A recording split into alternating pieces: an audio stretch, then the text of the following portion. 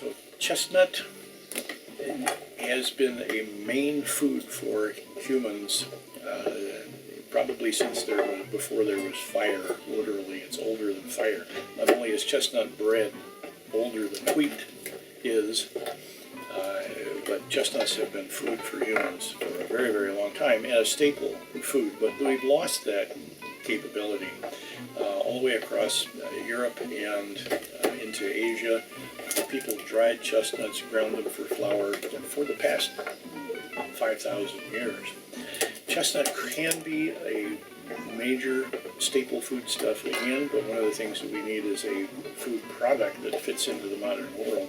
And we think this is it. We call it chestnut polenta. It's a meal that looks basically like a cross between cornmeal and whole wheat, and you can use it in anything. It's gluten-free. We've made cookies, soups, pasta, bread, all kinds of stuff out of it so far. Cutting chestnuts is going to require a very sharp knife, as sharp as you can get it. And we have made a chestnut cutting board that has grooves because a chestnut is not round and it is not flat. So we collect the chestnuts and we put them in grooves. Quick sideways cut. Next. Yeah, this is a point where it's an opportunity to get the bad nuts out, because there will always be spoiled nuts. So you inspect them at this point. Also, get the bad ones out of there. The old method of cutting and peeling chestnuts. Guaranteed to cut open your fingers. So we cook the nuts thoroughly before we make the meal out of them. And the cooking makes the process easier. It sterilizes the foodstuff while it's in the process. It makes it dry much faster and makes it very feasible. What we're demonstrating here is the technology for small holders, people who've got a couple of chestnut trees in their backyard that go to feed the squirrels mostly because they can't eat them fast enough. But all of the processes involved here are easily adaptable for full-scale commercial processes. It's very simple. Large chestnut growers can start producing this chestnut meal and making it available, chestnut polenta, and making it available to consumers very, very rapidly. We parboil the nuts to get them to come loose. We got the rapidly boiling water. Here we use the funnel to prevent water splash from burning your fingers, and also to make the batch. This is going to be one batch. Put that in there. Now this needs to be brought back to a full rapid boil before they'll be ready to come out of there. And you don't want to cook your nuts in this stew. We're just getting the nuts loose at this point. We're going to pour this water off, and we'll be peeling the hot nuts. When the shells are coming loose, they're ready for the next stage. So while we're waiting for the whole nuts to become cool enough to handle, we'll pick out the loose hulls and get them out of here so we don't have to worry about them. The whole nuts at this point are so hot they will burn you if you attempt to handle them. Okay, they're cool enough now that I can get in here and do this. And this, we use the pliers, and you get faster and faster at this as you go. The nut meat just pops right out of there. I hold the shells in my hand and let the nuts drop back into the can.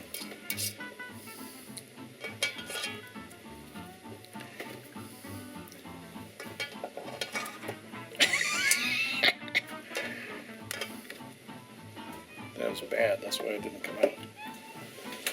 And you can see I can get these popped out as fast as she can pick them out.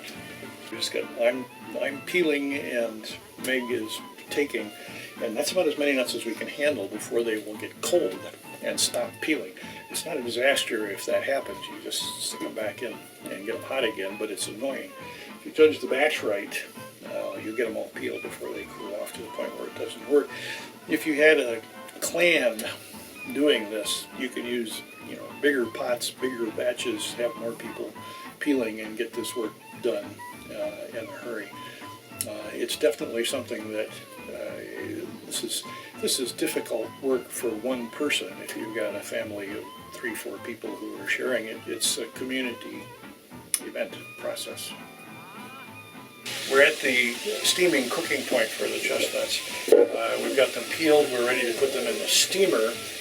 We steam so that they don't lose sugar and nutrients rather than boiling. You want to have a 3-quart pot or so you don't have to run any risks of running out of water during the steaming process. We'll steam cook them for about a half an hour, and I like to have about 1.5 quarts of water in the steamer. This is a steamer. It's got a open bottom on it. We're going to fill this all the way up with the nuts. It took us 3 batches of nuts to get that full. And we just get that absolutely full. Remember, the pot underneath is half full of water so it doesn't run out. And putting that on the hot fire, boiling, we will steam that for about a half an hour. And it needs to be rapidly boiling the whole time. We'll use the timer so that we don't overcook them. We frequently will run multiple batches at the same time, and you can start these batches 15 minutes after the other one so that you are continuously feeding your meal-making machine. They've started to turn dark. If you cook them too long, they will turn very dark indeed because the sugar will caramelize, which gives you a different product. It's not bad, but you want to try one of these and see if it's soft. In fact, we're not there quite yet. This is a little too crunchy. It's going to be hard work getting it through the extruder machine. Okay, they are done.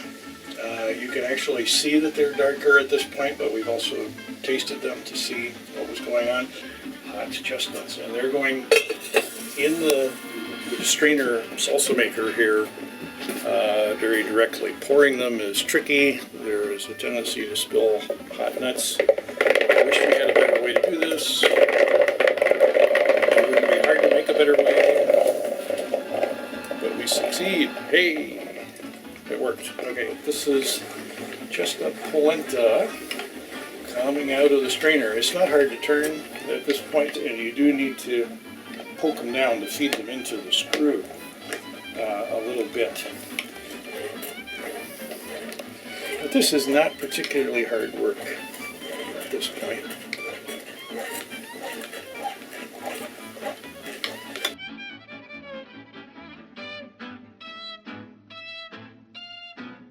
Chestnut harvest happens the end of September through October, and in our case up until the first really hard freeze.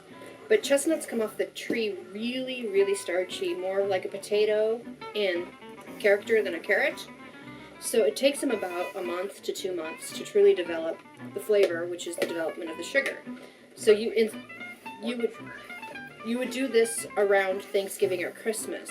You would take all of those chestnuts that you've aged and allowed to develop their sugar, and what you're not using for your Thanksgiving and Christmas turkeys, you would push through this process.